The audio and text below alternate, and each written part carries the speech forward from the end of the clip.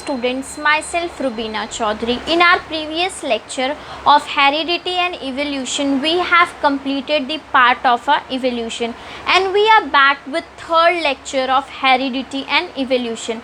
Whereas student, we have seen how evolution is a gradual change, how a life, such a complex life has been developed from a single unicellular organism. But student, when we are talking about this whole term, we need to prove it.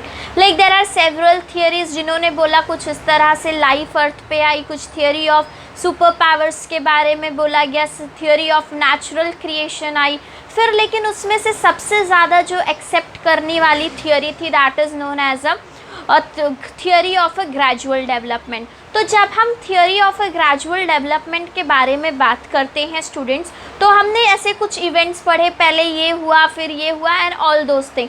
But then अब इन ये evidences, we need evidence to prove कि हाँ जो ये बोल रहे हैं वो सही है.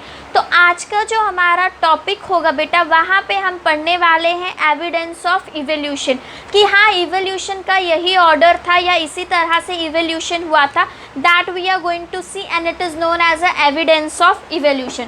ओके स्टूडेंट्स, तो हमारा जो आज का टॉपिक होगा that is evidence of evolution. Evolution कैसे हुआ या किस बेसिस पे इवोल्यूशन को प्रूफ किया गया है, that is what we are going to see in our next in this lecture. बेटा जो एविडेंस है ये 5 तरह से हमारे टेक्स्ट बुक्स में दिए गए हुए हैं प्रूफ. तो हम बढ़ते हैं सबसे पहले एविडेंस पे, and that is known as a morphological evidence. What we are going to see is a first type of evidence and that is known as a morphological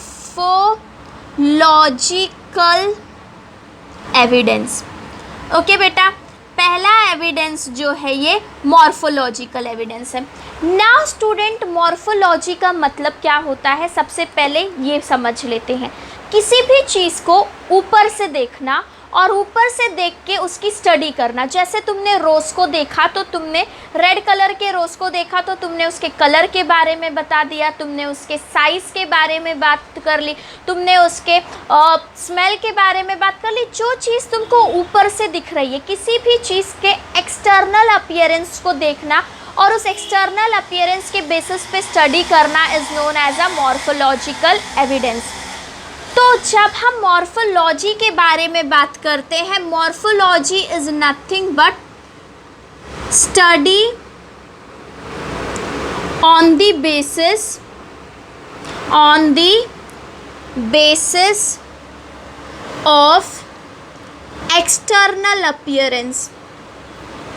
external appearance के basis पे जो study की जाती है that is known as a morphological evidence. Now student, जो हम सबसे पहले मॉर्फोलॉजिकल एविडेंस के बारे में बात करेंगे तो we will take an example of a dog, cat, sheep and fox का एग्जाम्पल ले लेते हैं. तो जब आप एक डॉग को, कैट को या आप एक किसी शिप को ऑब्ज़र्व करोगे तो आपको उनके बॉडीज़ में बहुत सारी सिमिलैरिटीज़ भी नज़र आएंगी.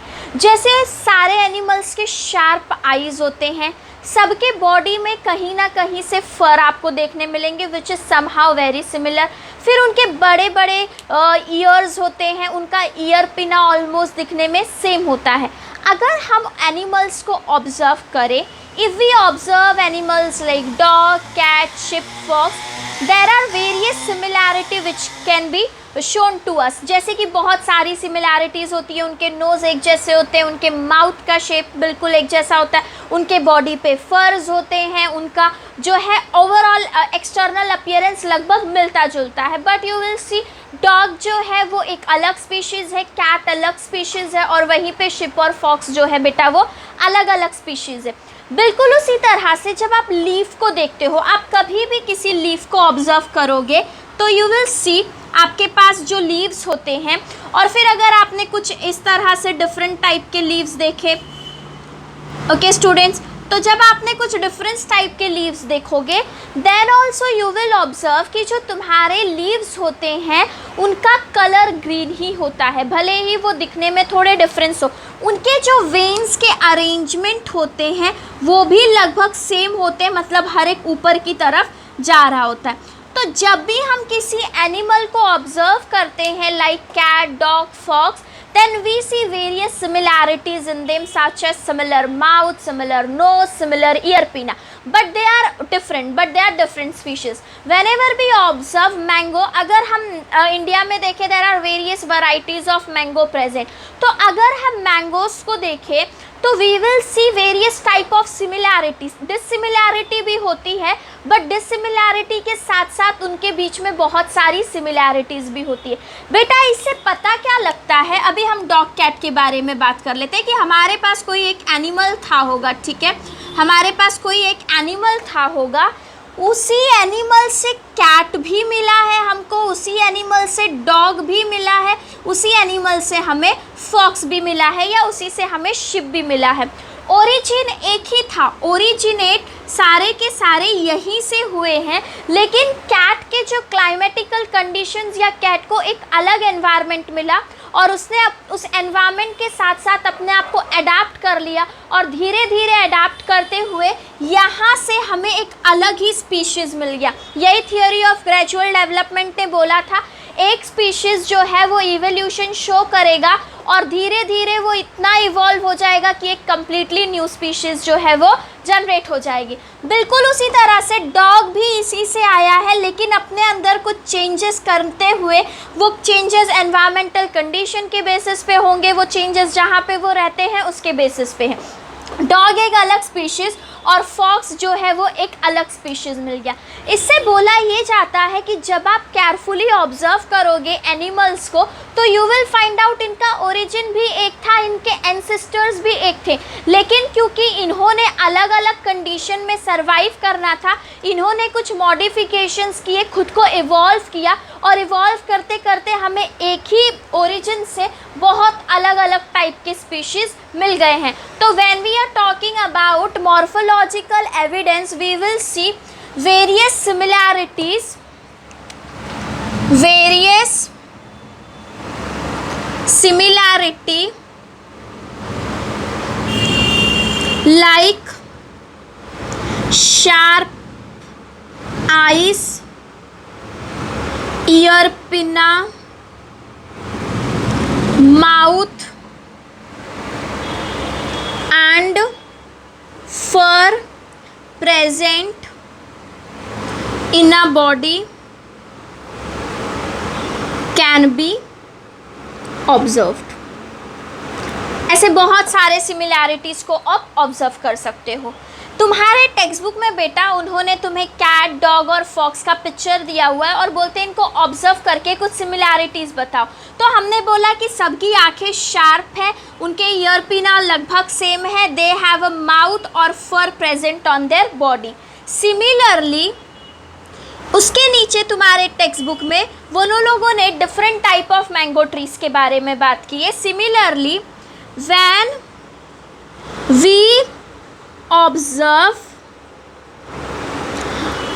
Mango trees, different type of mango trees, तो हमें बहुत सारी सिमिलैरिटीज देखने को मिलती है। Similarities such as leaf venation, मतलब किस तरह से सारे लीफ के जो वेन्स हैं वो ऊपर की तरफ जा रहे हैं, they are moving ahead. Leaf venation, petiole, colour can be observed. सबके कलर्स भी ऑलवेज क्या है स्टूडेंट, सेम है, कैन बी ऑब्जर्व्ड। अब बेटा यहाँ से अगर हम बात करें तो हमारा जो इंटेंशन है वो ये है कहने का कि पहले एक ही मैंगो ट्री थी, फिर उस मैंगो ट्री में अलग अलग कंडीशंस होने की वजह से, अवेलेबिलिटी ऑफ न्यूट्रिशन की वजह से हमें वैरायटीज ऑफ मैंगो ट्री मिल गए, लेकिन इनका एंसेस्टर और इनका ओरिजिन भी सेम था। तो what we can write down here, this indicates, यहाँ से पता चलता है they have same origin, originate एक ही जगह से हुए हैं, and same ancestor, same ancestor. अब बेटा सवाल उठता है कि मतलब ओरिजिन भी सेम है, एंसेस्टर भी सेम है, तो ये लोग दिखने में कैसे अलग हो गए। पोलार बियर के बारे में आप लोगों ने देखा होगा। देखो पोलार बियर क्योंकि पोल्स पे रहता है जहाँ पे बहुत ज़्यादा ठंडी होती है, उसने अपने आप को इवॉल्व कर लिया है किस तरह से कंडीशन को सूट करे, वो उस कंडीशन में सर्वाइव कर सके, बड़े बड़े बॉडी पे फर्स एंड ऑल दैट, वो इवोल्यूशन हुआ। बिल्कुल उसी तरह से कैमल ने अपने आप को इवॉल्व कर लिया, वो वाटर को स्टोर करके रखता है। तो हर एक ऑर्गेनिज्म खुद को इवॉल्व करता है और इवॉल्व करने के चक्कर में वो एक अलग ही स्पीशीज़ बन जाता है। This is what we have seen. हमने अपने आप को इवॉल्व किया मंकी से, now we are a different species and monkeys are different species. But जो हमारे एंसेस्टर्स थे, मतलब हमारे मंकीज़ के और जो मैन लाइक एनिमल थे, उन सब के जो एंसेस्टर्स थे बच्चा, वो सारे के सारे सेम थे। तो here what we can see, हमारा ओरिजिन एक था, हमारे एंसेस्टर्स भी सेम थे, बट क्योंकि हमारे कंडीशंस अलग थे, हमने अपने आप को इवॉल्व किया, हमने अडेप्टेशन शो किया, और इसी की वजह से क्या हुआ है बेटा, हमें हमारे अंदर चेंजेस देखने को मिल रहे हैं। ये हमारा पहला एविडेंस है, मॉर्फोलॉजिकल एविडेंस। मॉर्फोलॉजिकल एविडेंस का मतलब है किसी भी चीज़ को ऊपर ऊपर से देख के ऑब्जर्व करके उसके बारे में स्टडी करना is known as a morphological evidence. Study on the basis of a external appearance is known as a morphological evidence. Okay बेटा, अब हमारे पास जो सेकेंड टाइप ऑफ एविडेंस के बारे में हम बात करने वाले हैं, तो what we will talk about is anatomical evidence. हमारा जो सेकेंड एविडेंस है थियोरी ऑफ इवोल्यूशन में, दैट इज सेकेंड एविडेंस जो हमारा है, that is known as a anatomical evidence. Anatomical evidence. अब बच्चा एनाटॉमिकल एविडेंस का मतलब क्या होता है? जिस तरह से मॉर्फोलॉजी का मतलब होता है एक्सटर्नल स्टडी, बिल्कुल उसी तरह से एनाटॉमी का मतलब होता है study which is done on the basis of a internal structure. अगर हम किसी चीज़ को इंटरनली स्टडी करते हैं तो उसे हम एनाटॉमिकल एविडेंस बोलते हैं। Study on the basis of study on the basis of internal appearance। Internal appearance जैसे आपके बोन्स के बारे में देखना, फिर उसके बाद आपके इंटरनल ऑर्गन्स को कंपेयर करना, अगर इसके बेसिस पे स्टडी की जा रही है बेटा तो we call it as a anatomical evidence. अभी एनाटॉमिकल एविडेंस को देखने के लिए in your text book that is figure number 1.5 उन्होंने स्ट्रक्चर ऑफ बोन दिया है। स्ट्रक्चर ऑफ बोन कैट का है, स्ट्रक्चर ऑफ बोन तुम्हारे पास ह्यूमन हैंड का है, structure of bat bone bat का है, और स्ट्रक्चर ऑफ वेन जो है वो फ्लिपर्स ऑफ वेल है। अभी बेटा अगर आप वो स्ट्रक्चर्स नहीं भी देखो, ठीक है, कैट का काम क्या होता है? कैट यूजुअली अपने हाथों का यूज़ करती है फॉर रनिंग। ओके बेटा, ह्यूमन्स वहीं पे अपने हैंड का यूज़ करते हैं for doing house hold course and all other activities. वहीं पे अगर बैट की बात करें तो देखो बेटा, ह्यूमन्स जो हैं, humans we are using for various activities. हम तो बहुत सारी एक्टिविटीज़ करते हैं अपने हाथों से। ओके स्टूडेंट्स, वहीं पे अगर हम कैट के बारे में बात करें तो कैट इसे मोस्टली किसके लिए यूज़ करते हैं? रनिंग के लिए यूज़ करते हैं, या फिर वो सेल्फ प्रोटेक्शन के लिए भी यूज़ करते हैं, या तो किसी के ऊपर अटैक करने के लिए, क्योंकि उनके पास शार्प नेल्स है। राइट बच्चा। फिर यहीं पे अगर मैं वेल के बारे में बात करूं तो वेल जो है मोस्टली अपने फिन यूज़ करते हैं स्विमिंग के लिए, दे use it for swimming.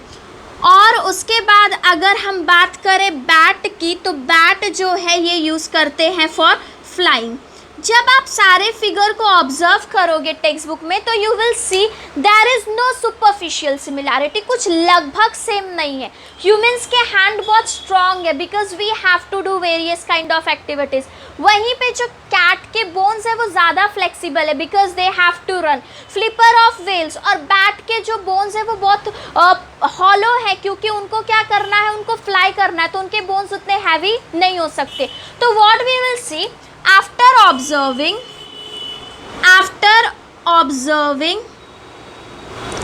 we cannot see any superficial similarity. हम कोई बहुत बड़ी सिमिलैरिटी को नहीं देखते हैं.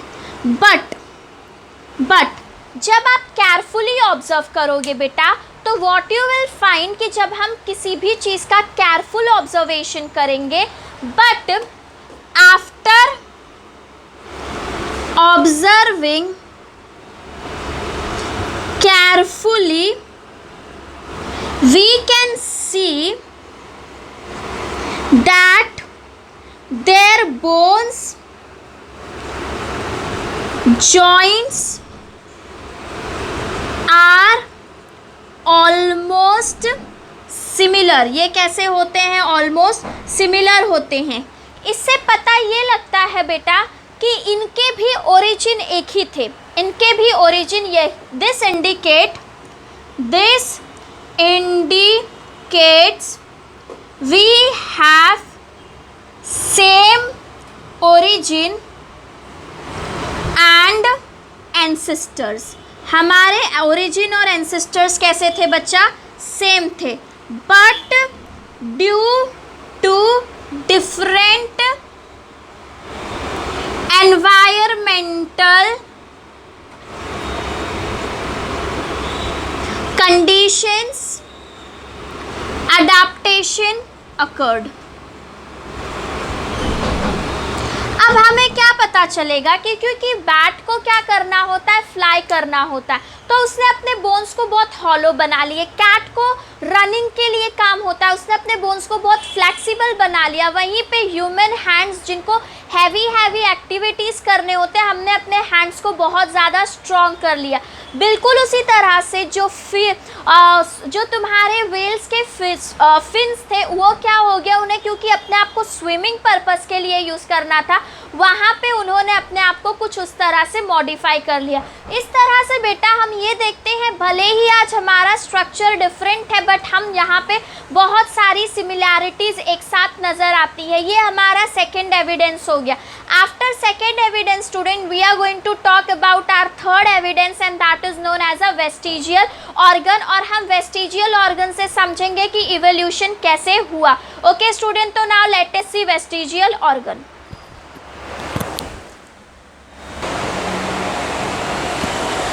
ओके स्टूडेंट्स, तो हम लोगों ने यहाँ पे अपना दो एविडेंस के बारे में बात कर ली है. Now we are going to talk about vestigial organ की किस तरह से वेस्टिजियल ऑर्गन से हमें इवोल्यूशन के बारे में समझ में आता है. ओके स्टूडेंट्स, तो let us talk about vestigial organs.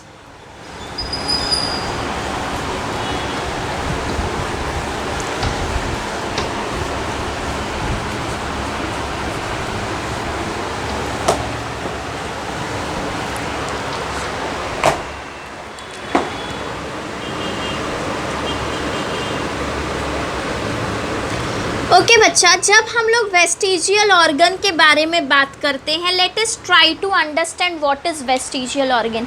हमारे बॉडी के वो ऑर्गन्स जो हमारे बॉडी में यूजलेस है for us, that is known as a vestigial organ.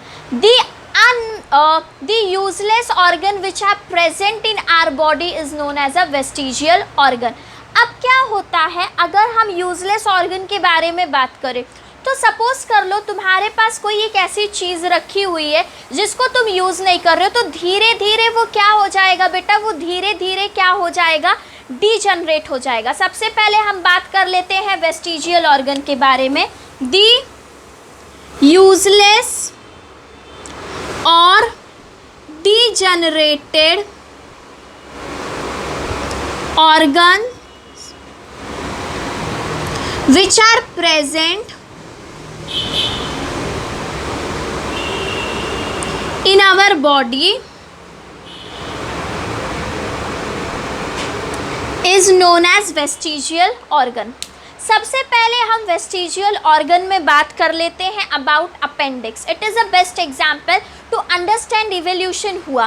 तो जो हमारे एंसेस्टर्स होते थे बेटा, क्योंकि वहाँ पे उस टाइम पे फायर्स के बारे में कोई नॉलेज नहीं थी, तो वो क्या करते थे, एनिमल को डायरेक्टली किल करते थे और रॉ मीट का जो है कंजम्पशन होता था। तो रॉ मीट में बेटा हाई कंटेंट ऑफ सेल्यूलोस होता है और उतने हाई कंटेंट ऑफ सेल्यूलोस को डाइजेस्ट करने में हेल्प करता था अपेंडिक्स।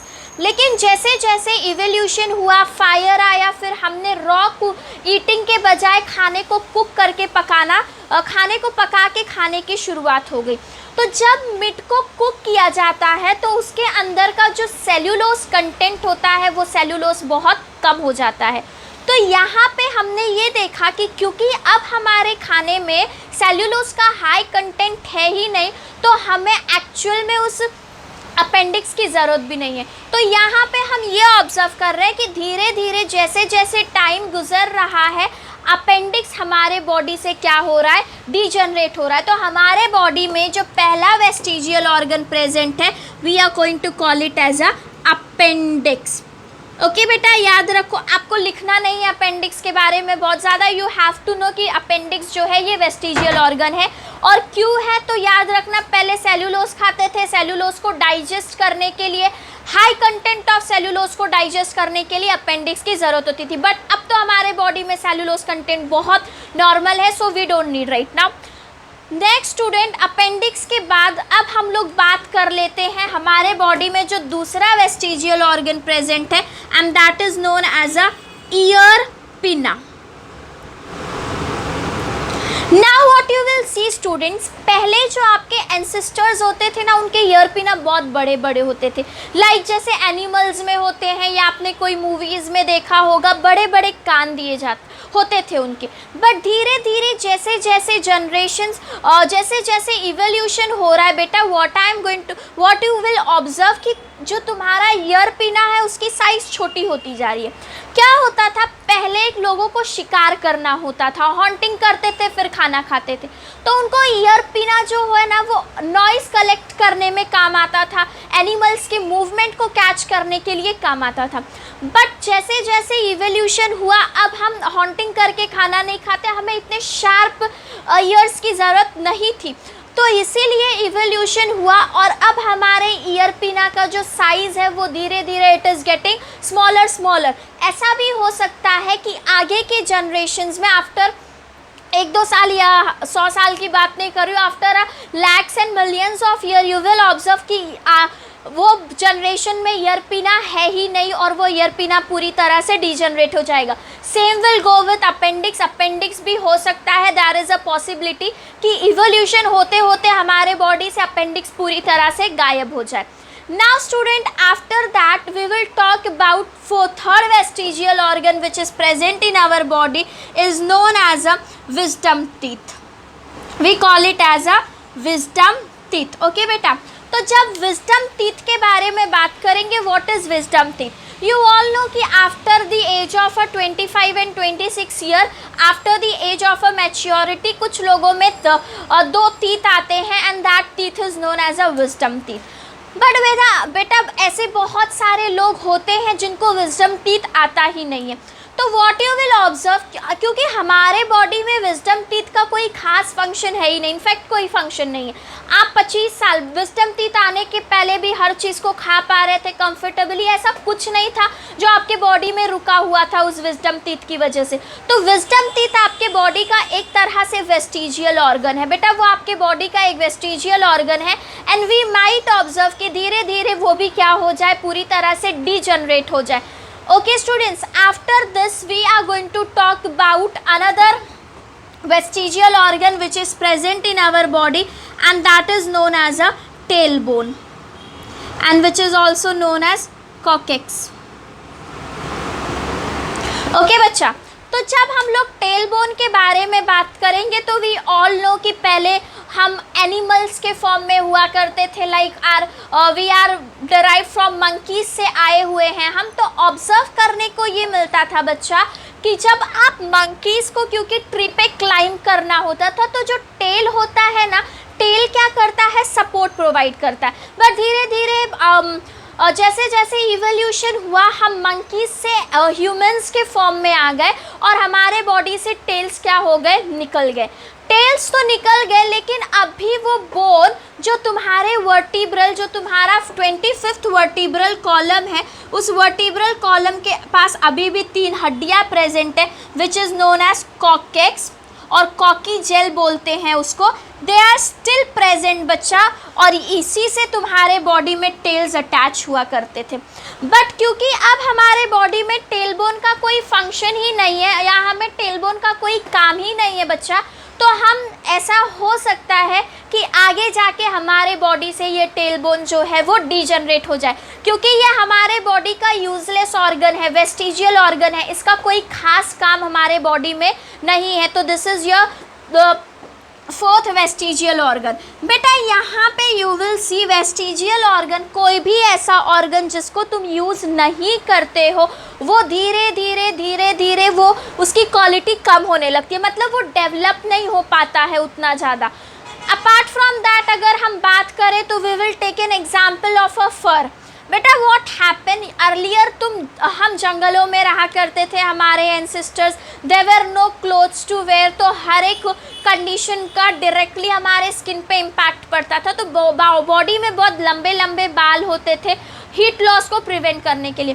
बट जैसे जैसे टाइम क्रॉस हुआ, जब हम घरों में आ गए, कपड़े पहनने लगे, तो वो जो हेयर बॉडी में थे प्रेजेंट थे वो ऑटोमेटिकली क्या होने लगे, स्मॉल होने लगे साइज में। तो अब अगर हम अपने बॉडी को अपने एंसेस्टर्स की बॉडी से कंपेयर करें तो वी विल सी उनकी बॉडी में काफ़ी ज़्यादा हेयर और फर्स प्रेजेंट हुआ करते थे। तो ये हमारे बॉडी के कुछ वेस्टिजियल ऑर्गन्स हो गए। सबसे पहले आपको समझना है वेस्टिजियल ऑर्गन होता क्या है। वो ऑर्गन जो हमारे बॉडी में नॉन फंक्शनिंग है, जिसका कोई काम नहीं है, यूजलेस है, या वो डिजनरेट हो गया, मतलब अब वो इस काबिल नहीं रहा है कि वो फंक्शन कर सके, उसी को हम क्या बोलते हैं, वेस्टिजियल ऑर्गन बोलते हैं। पहला वेस्टिजियल ऑर्गन अपेंडिक्स है, दूसरा ईयर पिन, तीसरा है आपके पास विजडम टीथ, चौथा है आपके पास टेल बोन, और लास्ट में है हमारे पास hair which is present in our body, और धीरे धीरे you can see that can also degenerate. बेटा ये हमने अपने third we have talked about our third evidence of evolution. Now after third evidence of evolution we are going to move ahead and that is known as the fourth evidence of evolution. जब हम अपने fourth evidence of evolution के बारे में बात करेंगे तो it is known as a paleontological evidence.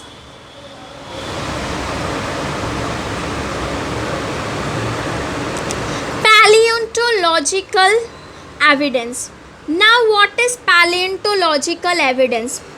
अब बच्चा सबसे इम्पॉर्टेंट रोल जिसने इवोल्यूशन की स्टडी में हमारी हेल्प की है वो ये है कि हम क्या करते हैं, अर्थ को डिग करते हैं, और अर्थ को डिग करके हम उन जो पहले एनिमल्स प्रेजेंट थे उनके बोन्स, उनकी हड्डियाँ, उनके इम्प्रेशन से पता करते हैं कि हाँ ऐसे कुछ एनिमल्स हुआ करते थे। तो वो एनिमल जो अर्थ के नीचे बरीड हैं, जिनका रेमिनेंट, चाहे उनकी हड्डियाँ, चाहे उनका इम्प्रेशन, चाहे उनका किसी भी फॉर्म में वो अवेलेबल है, तो उन एनिमल्स की हम स्टडी करते हैं और उसी को बोला जाता है पैलियोंटोलॉजिकल एविडेंस। तो remnant of animal which are buried inside earth due to earthquake,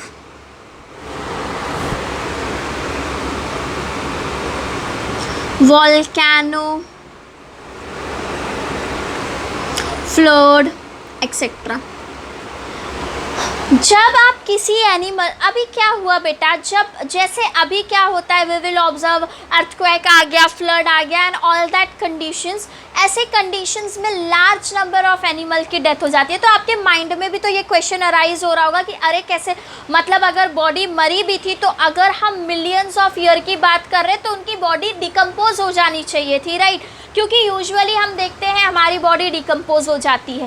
तो बेटा क्या होता है, अगर सपोज कर लो दो स्टोन के बीच में 2 पत्थर थे और उन पत्थर के बीच में कोई एनिमल मर गया है, तो वहाँ पे बैक्टीरिया बनने की पॉसिबिलिटी कम है, तो उसका रेमिनेंट ना या उसका छापा पड़ जाता है उस पत्थर पे, उस स्टोन पे, तो उसी स्टोन की वजह से उसकी बॉडी इजीली डिकम्पोज नहीं हुई और हमें उसके बोन्स या उसका स्ट्रक्चर जो है वो मिल जाता है।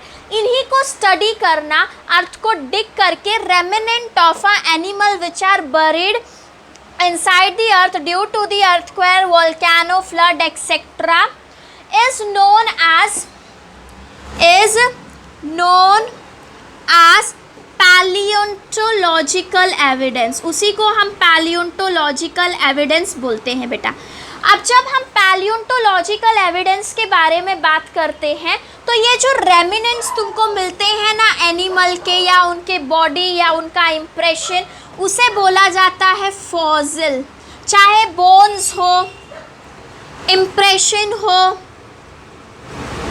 मतलब कहीं पे उनका छापा पड़ा हुआ, this all thing is known as a fossil. तो what is palaeontological evidence? Palaeontological evidence में हम अर्थ को डिग करते हैं नीचे से, एनिमल्स के बोन, उनके बॉडी का कोई भी इम्प्रेशन जो है वो हमें मिलता है और उसकी हम स्टडी करते हैं। उसी को क्या बोला जाता है बेटा? उसी को पैलियोंटोलॉजिकल एविडेंस बोला जाता है। आफ्टर पैलियोंटोलॉजिकल एविडेंस यहाँ पे एक बहुत इंपॉर्टेंट क्वेश्चन आपको दिया है, कार्बन डेटिंग क्या होता है। कार्बन डेटिंग के ऊपर आपको गिव रीजंस आने के मैक्सिमम पॉसिबिलिटीज़ होती हैं।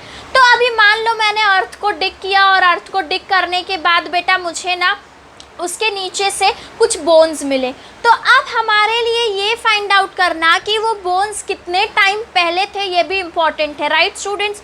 तो उसके लिए जो हेल्प करता है हमें, that method is known as a carbon dating. तो students now we are going to talk about carbon dating.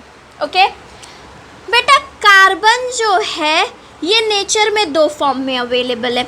एक को बोला जाता है कार्बन 12 और एक को बोला जाता है कार्बन 14। हमारे नेचर में कार्बन 2 फॉर्म में अवेलेबल है। One is a carbon 12। Carbon 12 is non radio active. Carbon 12 जो होता है ये नॉन रेडियो एक्टिव होता है। ओके बेटा, मतलब स्टेबल है। वहीं पे जो तुम्हारा कार्बन 14 है वो रेडियो एक्टिव है। रेडियो एक्टिव है मतलब ये क्वाइट अनस्टेबल होता है। अभी देखो बेटा, क्योंकि बहुत सिंपली समझो, यहाँ पे हमारे पास प्लांट है। ओके बच्चा, हमारे पास प्लांट है, ठीक है। प्लांट क्योंकि कार्बन को इनहेल करता है ना, क्योंकि प्लांट CO2 को इनहेल करता है, तो वो कार्बन 12 O2 का रेडियो एक्टिव कार्बन को भी इनहेल करता है और नॉन रेडियो एक्टिव कार्बन को भी इनहेल करता है। मतलब कार्बन प्लांट जब कार्बन को कंज्यूम करता है तो C12 भी कंज्यूम कर लेता है और C14 भी कंज्यूम कर लेता है। इस तरह से जब प्लांट ने इनहेल किया उसके बॉडी में कार्बन 14 आ गया। अब यहाँ पे एक एनिमल है जिसने क्या किया, इन प्लांट्स को खाया। ओके बेटा, जिसने इन प्लांट्स को खाया तो ये कार्बन 12 और 14 उसके बॉडी में भी चले गए। प्लांट्स को खाने की वजह से उसके बॉडी में भी चले गए। मतलब अब ये जो प्लांट एनिमल है इसके बॉडी में कार्बन 12 O2 भी प्रेजेंट है और कार्बन 14 वाला भी प्रेजेंट है इस एनिमल के बॉडी में। अब ह्यूमंस ने क्या किया, ह्यूमंस ने प्लांट को भी कंज्यूम किया और ह्यूमंस ने एनिमल्स को कंज्यूम किया, तो हमारे बॉडी में कार्बन 12 और 14 हमारे बॉडी में भी आ गया। बेटा ध्यान से समझो, कार्बन 2 फॉर्म में प्रेजेंट है नेचर में। तो एक कार्बन 12 है जो नॉन रेडियो एक्टिव है और दूसरा कार्बन 14 है जो रेडियो एक्टिव है। लेकिन जब हम देखेंगे कि कार्बन 12 को जब तुम्हारे प्लांट ने इनहेल किया या कार्बन 14 को इनहेल किया तो वो कार्बन प्लांट के बॉडी में चला गया। उस कार्बन को एनिमल ने खाया, एनिमल के बॉडी में चला गया और एनिमल को हमने डायरेक्टली प्लांट को भी खाया तो हमारे बॉडी में भी चला गया। मतलब जब तक आप जिंदा हो ना, जब तक हम सरवाइव करते हैं तब तक हमारा कार्बन कंजम्पशन चलते रहता है। तो हमारे बॉडी में कार्बन 12 भी आते हैं और हमारे बॉडी में कार्बन 14 भी आते हैं। ध्यान से सुनना बेटा, मैं इसको लिख देती हूँ because it is very important for you to understand. Paleontological evidence क्या है? अर्थ को डिग करना, वहाँ से एनिमल्स को जो है एनिमल्स की स्टडीज़ करना, that is known as a paleontological evidence. अब हम लोग जो बात करने वाले हैं सेम इसी के अंदर कार्बन डेटिंग के बारे में बात किया हुआ है। तो बेटा कार्बन डेटिंग बहुत इंपॉर्टेंट क्वेश्चन है and it is very important for you कि आप कार्बन डेटिंग को समझ लो अच्छे से। तो हम लोग सबसे पहले लिख देते हैं कार्बन डेटिंग।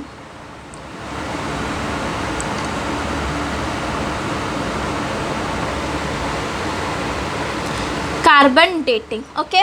तो if we see consumption of carbon is continuously taken by plant and animal till the time we are जब तक हम जिंदा है। तो जैसे ही हमारी डेथ हो जाती है हमारा कार्बन कंजम्पशन रुक जाता है। देखो बेटा, कार्बन कंजम्पशन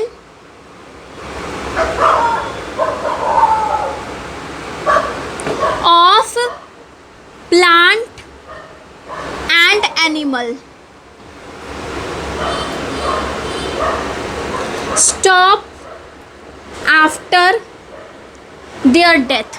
हम मर जाएंगे तो मतलब हम रेस्पिरेशन ही नहीं करेंगे ना, हम कुछ खाएंगे, तो बिल्कुल उसी वजह से हमारे बॉडी में कार्बन कंजम्पशन क्या हो गया है स्टूडेंट? बंद हो गया है। अब हमारे बॉडी में carbon are of two types, दो टाइप्स के कार्बन हैं, कार्बन 12 एंड कार्बन 14। ये नॉन रेडियो एक्टिव है बच्चा, और कार्बन 14 जो है तुम्हारा, कार्बन 14 जो है ये रेडियो एक्टिव है। एक नॉन रेडियो एक्टिव है और दूसरा रेडियो एक्टिव है। तो जैसे ही हमारी डेथ होती है, क्योंकि आपका कार्बन 14 जो नॉन रेडियो एक्टिव है वो धीरे धीरे डीके होने लगता है। सॉरी, जो आपका कार्बन 14 रेडियो एक्टिव है, रेडियो एक्टिव बहुत अनस्टेबल होते हैं, तो ये हमारे बॉडी से क्या होने लगते हैं? कम होने लगते हैं। Decaying process of carbon 14 immediately start after our death. हमारे डेथ के तुरंत बाद कार्बन 14 का डीकेइंग प्रोसेस मतलब उसका कम होना स्टार्ट हो जाता है। बट कार्बन 12 रिमेन्स सेम, लेकिन कार्बन 12 जो है अभी भी वैसे का वैसे ही है। तो what you will C student, carbon 12 remain same. तो यहाँ पे आप बच्चा ये देखोगे कि जब हमको कार्बन डेटिंग में क्या करते हैं, in carbon dating ratio of carbon 12 and carbon 14। Carbon dating में हम रेशियो निकालते हैं कार्बन 12 एंड कार्बन 14 का। In carbon dating ratio of carbon 12 and carbon 14 is taken out, उसको निकाला जाता है। This ratio help us to find the time of death. अब क्या होगा बेटा, जैसे अगर ज़्यादा टाइम हो गया है डेथ को तो तुम्हारे बॉडी में कार्बन डेटिंग का कार्बन 14 एकदम कम होगा, और अगर ज़्यादा टाइम नहीं हुआ है तो हमारे बॉडी में कार्बन 14 अभी भी अच्छे क्वांटिटी में प्रेजेंट होगा। तो यहाँ से ये पता लगता है स्टूडेंट्स। अब बोलोगे कि मिस ये रेशो का क्या सीन है, तो ये रेशो जो है इसकी एक चार्ट है विच इज़ ऑलरेडी प्रेजेंट, जिसको ऑलरेडी लिखा गया है। फिर उन नंबर से कंपेयर करके बोलते हैं अगर इतना रेशो है तो इतने से इतने टाइम के बीच में ये एनिमल की क्या हुई होगी, डेथ हुई होगी।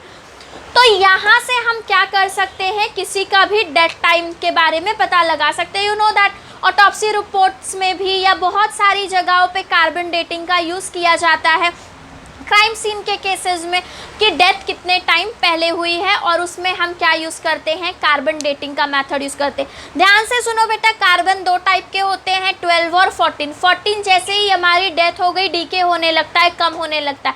वहीं पे कार्बन 12 अभी भी वैसे का वैसा ही है। तो व्हाट यू विल सी, दोनों के रेशियो में डिफरेंस आने लगता है। अगर ज़्यादा टाइम पहले डेथ हुई है तो उसी की बिहाफ पे हम ये पता करते हैं कि क्या है किसी भी ऑर्गेनिज्म की या किसी भी लिविंग ऑर्गेनिज्म की डेथ कब हुई है। ओके स्टूडेंट्स, तो please note down this is a very important question. It can come in the form of a give reason and it can be asked in any ways. Okay student, I hope you are done with this. अब हम लोग अपने 5th evidence के बारे में बात करेंगे, और जो हमारा 5th एविडेंस है we are going to call it as a connecting link.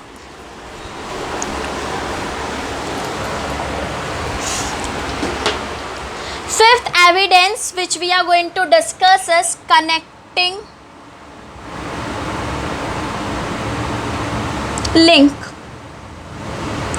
Now what does student come in your mind when we see कि connecting link का मतलब क्या होता है? वो जो दो चीज़ों को लिंक कर रहा है उसे हम क्या बोलते हैं, कनेक्टिंग लिंक बोलते हैं। तो कुछ ऐसे प्लांट्स हैं और कुछ ऐसे एनिमल्स हैं, there are some plants and animal which whose characters are connected with 2 groups। इसके जो कैरेक्टर्स है वो 2 ग्रुप से कनेक्टेड होते हैं, और इसी की वजह से हम इसे क्या बोलते हैं बेटा, हम इसे कनेक्टिंग लिंक बोलते हैं।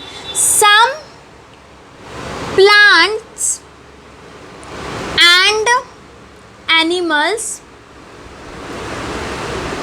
have characters which are similar in 2 groups, which are similar in 2 groups। तो इसी को क्या बोला जाता है, कनेक्टिंग लिंक बोला जाता है। सबसे पहला एग्जाम्पल ले लेते हैं लंग फिश का। ओके बेटा, आपके टेक्स्ट बुक में जो पहला एग्जाम्पल है या 3 एग्जाम्पल्स दिए हुए हैं, out of 3 example we have an example of a lung fish.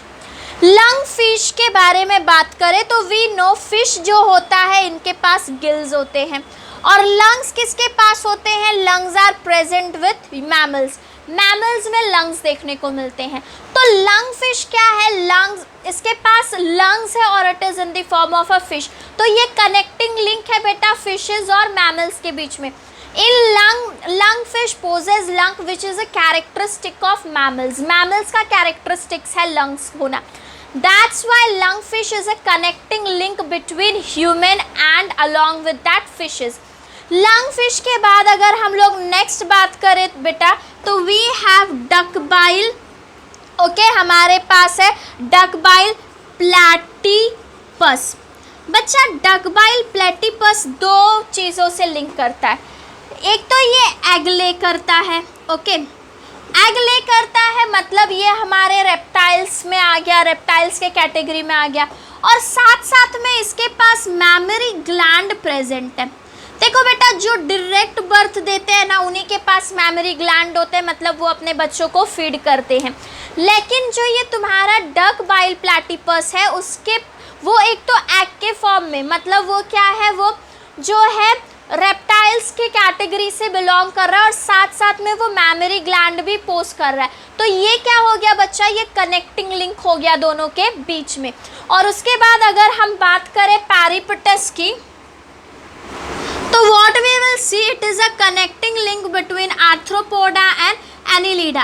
इसके कुछ कैरेक्टर्स जो है वो आर्थ्रोपोडा से मैच करते हैं और कुछ कैरेक्टर्स ऐसे हैं जो एनिलीडा से मैच करते हैं, and that's why it is a connecting link. तो कोई भी ऑर्गेनिज्म जो 2 ग्रुप्स में 2 ग्रुप्स के कैरेक्टर बिलोंग करता है उसे हम कनेक्टिंग लिंक बोलते हैं। बेटा कनेक्टिंग लिंक्स में ये तीनों एग्जाम्पल याद रखना, this is important for you to remember.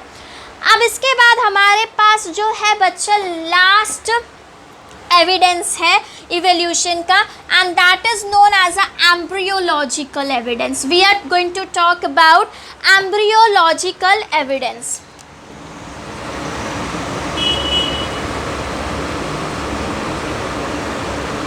Now when we are talking about embryological evidence, you can understand embryos की study करना और उसके basis पे evolution को explain करना, that is known as a embryological evidence. Let us try to understand. अगर आप कोई भी species ले लो, आपके टेक्स्ट बुक में फिगर 1.10 पे एम्ब्रियोइज दिए हुए हैं. इट इज़ अ फिश का है, सैलामेंडर का है, टॉर्टोटॉइस का है, पिग का है, ह्यूमंस का. सबका जब डेवलपमेंटल स्टेज होता है ना बेटा, उन डेवलपमेंटल स्टेज में वो बिल्कुल एक जैसे दिखने में होते हैं.